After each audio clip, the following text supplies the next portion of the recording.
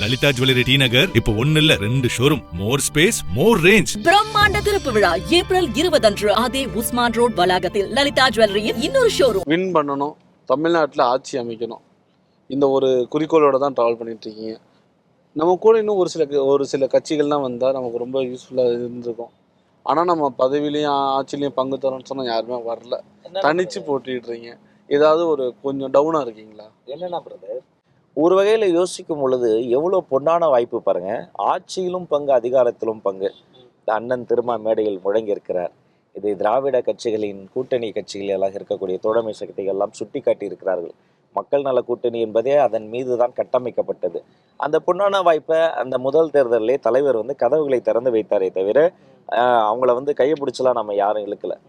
நாம இந்த பக்கம் இதை பண்ணும்போது ஆப்போசிட்ல கருத்தியெல்லாம் எதாவது பண்ணுவாங்க.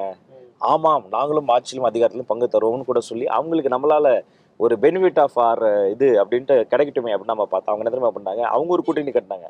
அது கருத்தியல் கூட்டணி கிடையாது, அதிகார பயிர் கூட்டணி, அது கல்லாப்பேட்டி கூட்டணி. ஒருவேளை விஜயின் மீது எந்த ஒரு நம்பிக்கையும் இல்லை. இவர் எவ்வளோ % ஓட்டு வாங்குவார், மக்கள் யார் இவரை நம்பி வர போகிறாங்க, ஸோ இந்த எலெக்ஷன் விட்டுடலாம், ஃப்யூச்சரில் பார்த்துக்கலாம் இப்படின்னு கூட நினச்சிருப்பாங்களோ? நீங்கள் கேட்டதால சொல்கிறேன். எங்களோடு சேரணும்னு முயற்சி பண்ணாத கட்சிகள்னா ஒரு 4-5 கட்சிகள் மட்டும்தான். பிரதான கட்சிகள்னு சொல்லப்படுற திமுக, அதிமுக போன்ற கட்சிகள் தான். மீதி அத்தனை பேரும் சேருவதற்கான முயற்சிகளாக பண்ணாங்க. பட் அது நம்ம வெளில சொல்லக்கூடாது. நாகரிகம் மக்கள் விரும்பக்கூடிய முதல் வேட்பாளர் இந்தியா முழுக்க எடுத்த எல்லா சர்வே எடுத்து கன்சல்டேட் பண்ணி பார்த்தீங்கன்னா வெறும் ஃபேஸ் போடுங்க. ஐயா ஸ்டாலின், அண்ணன் இபிஎஸ், தலைவர் விஜய், அண்ணன் சீமான் இவங்கெல்லாம் போட்டிங்கன்னா மக்கள் விரும்பும் முதல் வேட்பாளர்லாம் ஆட்டோமேட்டிக்காக அதில் விஜய் சார் தான் லீடு வருவார். பொலிட்டிக்கல் டிஃப்ரென்சஸ்லாம் தள்ளி வச்சு இதில் மாற்றுக்கத்தே இருக்க முடியாது. அப்போ மக்கள் விரும்பும் முதல் வேட்பாளர் எங்கள் தலைவர்.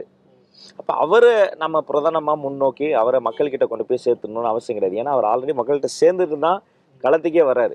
இப்படி பல வகையில் லீடிங்கில் முன்னணியில் நாம் இருக்கும் பொழுது மற்றதெல்லாம் நம்ம யோசிக்க வேண்டிய அவசியம் இல்லை. ஆனால் இப்போ நீங்கள் சொன்ன மாதிரி சோசியல் மீடியாவில் ஒரு 4 பேர் இமேஜ் வச்சு கேட்குறாங்க, மக்கள் விரும்பும் முதல்வர் யார், மக்கள் விரும்பும் தலைவர் யாருன்னு.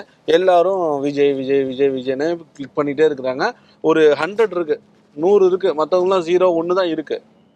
அப்போது ஒரு புது தலைவர் வரணுங்கிறது மக்கள் இவ்வளோ பேர் நினச்சிட்டே இருக்கிறாங்களா?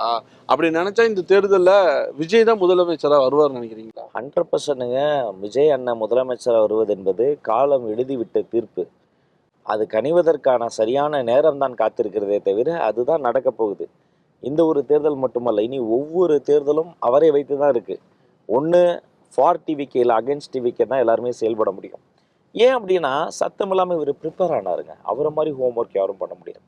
28 years of hard work, EMI. எளிமையாக சொல்லணும்னா நீங்கள் அவ்வளோ சீக்கிரமாக தளபதி விஜய் ரசிகர் மன்றம்னு ஒரு போர்டு வைக்க விட முடியாது. நீங்கள் போய் நான் ரசிகர் மன்றம் ஆரம்பிக்கிறேன்னா மற்றவங்களாம் சொந்தமாக காசு கூட கொடுத்து வைப்பா, உங்கள் ஏரியாவில் ஒன்று வைப்பா, நம்ம தான்ப்பா, நம்ம தலைவர்ப்பா அப்படிம்பாங்க.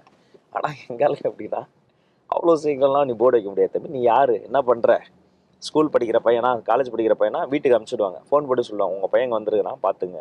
சொல்லாமலாம் ஊரிலேருந்து ஓடி வந்தவங்களாம் இருக்கிறேன். அப்போ எப்போ வைக்கலான்னா நீங்கள் உங்கள் ஏரியாவில் போய் ஒரு நோட்டு புத்தகமோ பேனா பென்சிலோ வாங்கி ஏழை குழந்தைகளுக்கு கொடுத்து அதை ஒரு ஆவணப்படுத்தி கொண்டு I am ready for social லைஃப்னு சொன்னால் தான் நீ மன்றம் வைக்கவே அனுமதி. மன்றம் வச்ச பிறகு 52 நாள் வருஷத்தில் உனக்கு சொந்தம் இல்லை. 52 நாள்னா வீக்லி ஒன்ஸ் நீ என்ன பண்ணோன்னா ஸ்கீம்ஸ் வச்சுருக்கோம். ரொட்டி பால் முட்டை திட்டம். ரொட்டி நீ வாங்கு, முட்டை அவர் வாங்குவார், பால் நான் வாங்கிட்டு ஏழை குழந்தைகள் போய் கொடுக்குறது. அந்த ஏரியாவில் படிக்கிற பசங்களை ஐடென்டிஃபை பண்ணி அவனுக்கு வீடு தாங்க பிரச்சனை. பள்ளிக்கூடத்தில் என்னதான் படிக்க வச்சுருவாங்க. வீட்டுக்கு வந்தால் இன்னும் ஒத்த ரூமில் வாழ்கிறவங்களுக்குலாம் அப்பா அம்மா சண்டை போடுவாங்க, அப்பா குடிச்சிட்டு வருவார். அப்போ அவங்களுக்கு ஒரு படிப்பகம் கட்டு. குடிப்பகம் நடத்தக்கூடிய அரசியல் கிடையாது, நம்ம படிப்பகம் நடத்தக்கூடிய அரசியல். இவர் ஜிஹெச்சில் சாதாரண ஒரு அசிஸ்டன்ட் டைரக்டருக்கு குழந்தைய பிறந்த பல போராட்டத்துக்கு பிறந்த தலைவர்.